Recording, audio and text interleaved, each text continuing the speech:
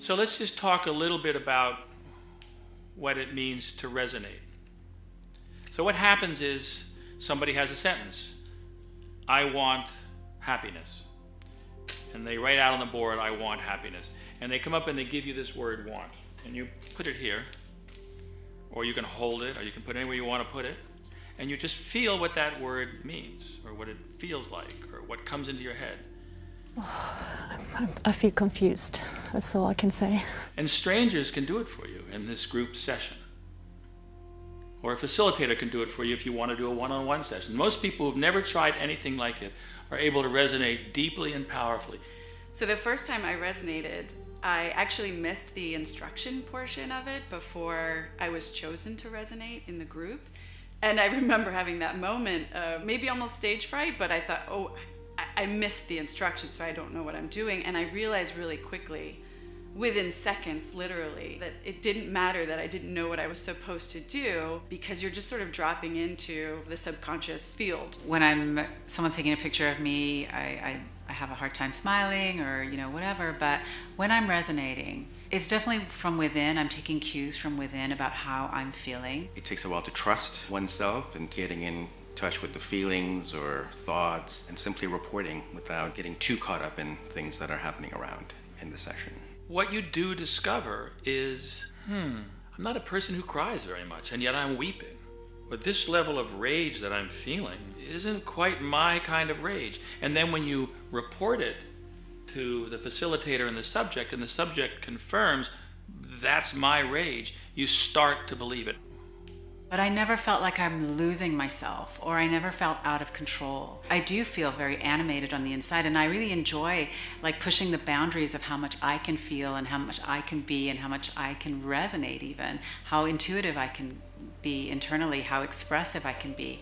All of those things make it a profoundly enlivening experience. And so there's this whole range of emotions depending on the session and depending on what you're resonating, and it all just kind of hits you by surprise, and you never know what to expect. I have experienced both physical pain and emotional pain. There was one time where I felt profoundly sad, and I don't usually cry for myself, but tears were just coming, and a sense of wanting to be seen. Each person is different. It's like the instruments in an orchestra. The bass, deep and powerful, sometimes going to grief and dark, dark places. The piccolo, going to joy, going to all these aspects of yourself. I think one of my earliest experiences of, wow, this is real, was when I was resonating for somebody, and I forget what the word was, but I was literally thinking about doing ballet, and I was skipping, and I had all this young, girly enthusiasm, and which feels totally different from how I would ever be in my world. And that was the truth for the subject. That was a part of their life when they were at a certain age. And I started humming. And I had no idea why I was humming during the resonation, but there was information there that was really useful to this person. She had a very clear memory of a time when she was young and she had been bullied very badly at school, and she went into the bathroom, into the stall, and there was a girl in the stall next to her, and she was humming, and that memory was very healing for her. It seems crazy that just with sentence and words, and everyone is tapping into something so deep and profound about the subject. The things that I've thought or seen and shared that I thought, how could I have known this? It makes absolutely no sense. It's kind of like magic, that I just trust that there's some way we're all connected, we're all tapped in. So yes, I've stopped asking the question of how it works. I just trust that it does. We've lived our lives in such a way that we've never really conceived of the idea that when we're sitting next to somebody, we're actually picking up a kind of radio waves of what's going on with them. But of course, we're thinking in a way that's Newtonian. We're thinking molecularly. And while people can talk about quantum mechanics, if someone tells you they know about quantum mechanics, they're lying, because none of us really understand it, except we are energy. And that's what does sort of explain this. But forget about the explanations. You've got to try it.